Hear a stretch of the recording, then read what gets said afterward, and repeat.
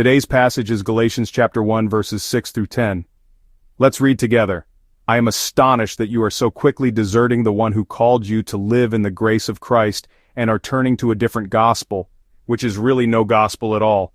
Evidently some people are throwing you into confusion and are trying to pervert the gospel of Christ. But even if we or an angel from heaven should preach a gospel other than the one we preach to you, let them be under God's curse. As we have already said, so now I say again, if anybody is preaching to you a gospel other than what you accepted, let them be under God's curse. Am I now trying to win the approval of human beings, or of God? Or am I trying to please people? If I were still trying to please people, I would not be a servant of Christ. Amen. In today's text, Paul makes something clear. He is warning against a different gospel, and he is pointing out how strange it is that the Galatians have turned to it. In verse 6 he says they are so quickly deserting the one who called you. Here, so quickly does not just mean in a short amount of time. It also implies that they abandoned the Lord's calling with such ease. So while the question seems to be, how could you have already turned away when it hasn't been long since I preached the gospel? He is actually rebuking them, saying, the gospel is so powerful, yet how could you so easily turn to a different gospel, to something that is no gospel at all? As we know, the book of Galatians gets straight to the point without a lengthy greeting, which suggests there was a great crisis within the Galatian church. Paul's statement that he finds it strange is his way of highlighting this. He is saying that he is astonished, that this should not have happened, and that it is something he has never seen anywhere else. I wonder how they could have turned to a different gospel so quickly when Paul had preached it with such effort. The different gospel mentioned here is not in fact another gospel. It is simply a falsehood. It is correct to think of it as a lie, as something that is not the truth. There is no other gospel. That is why Paul states clearly, which is really no gospel at all. Evidently some people are throwing you into confusion and are trying to pervert the gospel of Christ. The different gospel spoken of here was promoted by those who insisted that Gentile believers must follow Jewish law. At the time, Greek culture considered any mutilation of the body, such as circumcision, to be improper or even barbaric. Because of this, while many were interested in Judaism, the requirement of circumcision was a significant barrier. It was into this context that Paul preached a gospel that drew countless people. It is not circumcision or Jewish tradition that is important, but only the grace of Jesus Christ, the grace of the cross, that can save us. However, after Paul preached the gospel, some Judaizers came and tempted them, saying that faith in Christ was not enough. They said, you may believe you are saved by believing in Jesus, but it is meaningless if you do not also follow the law of Moses. You must be circumcised and keep the Jewish traditions. As a result, this new teaching became a stumbling block. Some began to desire circumcision, some were actually circumcised, and many started insisting that Jewish traditions were essential. They began to treat the complete gospel of Jesus Christ as if it were incomplete. They thought that a person had to do something for salvation to be accomplished. And so, in a gospel of grace where a person does nothing to earn salvation, the insidious thought began to creep into their minds. Isn't the grace of the cross alone insufficient? Shouldn't we also do something? However, just as Paul says that those who preach a different gospel will be under a curse, the gospel of the grace of the cross of Jesus Christ is complete. It has no flaw, and we can be completely saved only by Jesus Christ. Through the grace of his blood on the cross, the perfect love of God was revealed, and all we must do is believe in that love, in the finished work of Jesus Christ. What is clearly important is this: God's love is demonstrated in the event of the cross.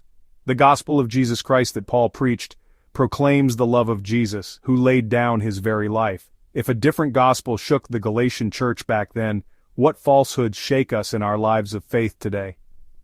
I took some time to think about this carefully. There have been various heresies and cults. We know of cults like Shincheonji or the World Mission Society Church of God that have infiltrated and shaken churches. Such falsehoods are no gospel at all. There have also been times when false prophets were rampant. Of course, even now they may be scheming somewhere to shake the church. But beyond these more obvious threats, what other things can become a different gospel that shakes the church and its believers? I want us to take a moment to reflect on this. What is it that is not the gospel but presents itself as the gospel, so easily causing me to stumble? The first thing that came to my mind was the values of the world, the tide of the world, flowing into the church. A sermon by our senior pastor about holy waste resonated deeply with me. but at some point the worldly principles of efficiency, competition, fairness, and compensation have been brought directly into the church.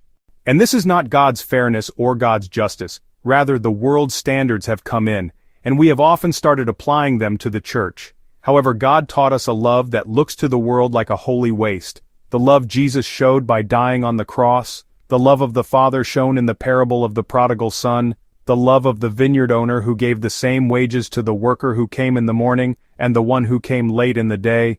Through these, he showed us that his love is at the very heart of the gospel. The gospel is neither efficient nor calculating. The gospel preached to us can only be explained by love. Yet we sometimes try to apply the principles of the workplace to the church. We analyze whether something is efficient and calculate the return on investment, just as we would in a business. And we are so quick to judge and condemn one another. We judge the person next to us, declaring what is right and wrong, and we often demand our own form of justice. We also see relationships within the church that are not restored for a long time because forgiveness is withheld and bitterness takes root. We see how easily the world's assumptions have entered the church, shaking the very gospel values God calls us to follow. What should be natural in the church is instead replaced by what is natural in the world, and this worldly culture gradually seeps into our hearts. I'm reminded of a story from a church member I used to serve. It's about a younger man he lived with in what was called a young adult house, a place the church provided for young adults to live in community. This is the confession of a member who lived in that house. He said that when men live together, they sometimes bicker and raise their voices. One day, being the older one, he grew frustrated with his younger housemate, and they got into an argument. As he was scolding the younger man, the brother asked him this, "Brother, are you really rebuking me from a foundation of love?" The church member who shared this with me said that in that moment he felt as if he had been hit over the head. A thought flashed through his mind. Am I really scolding this brother with a heart of love? Am I pointing out his attitude with a heart of love? And he realized that he lacked a loving heart. He said that even now, years later, as a husband and a father, he continues his faith journey at our church alongside that same friend. He told me, "The younger brother seems to have forgotten, but I never could. Even when I discipline my children, I ask, do I truly have love for this child? When I argue with my wife, am I really saying this with a sincere love for my wife? In my relationships at work, am I speaking about these problems with a heart that loves my workplace? Am I conversing with this person with a heart that loves them?" He said it was a moment that has forced him to ask those questions ever since. Today we meet various people and face various ministries in the church. Are we carrying out our ministries with love? The people we interact with, are we truly facing them with that love? God has given us the church, the body of Jesus Christ. Are we continuing our journey of faith with a sincere love for the church? I wonder if the different gospel in our time is a life of faith devoid of love, a faith that is swept away by worldly values. I hope we can ask ourselves if we possess that inefficient holy waste that Jesus showed us, that love for which he poured out everything. I pray that we will not allow our hearts to be stolen by a different gospel. In today's passage, Paul warns that anyone who preaches a different gospel will be under a curse. But in verse 10 he continues, "Am I now trying to win the approval of human beings, or of God? Or am I trying to please people? If I were still trying to please people, I would not be a servant of Christ." Verse 10 forms a pair with verse 1. Paul, an apostle, sent not from men nor by a man but by Jesus Christ and God the Father, who raised him from the dead. He clearly states his origin. He came from God, not from men. Paul is not a people pleaser. He is a servant of Christ, sent by God. This should lead us to examine ourselves. If we are not living in the love of Christ, can we truly say we are living as people sent from God? I believe that every saint here has been called by God. But what about the lovelessness in my heart? What about the worldly attitudes I allow into the church? These things are the different gospel of our time. Do they come from God? Or are they born from a desire to win the approval of others, to please people? I hope we can take this day to honestly ask ourselves if we have fallen into this trap. Therefore, let us not seek the approval of people, but the approval of God, with a heart to please him. May you live out this very day, looking at others through the eyes of Christ's love. May you live according to the true gospel, not a different one.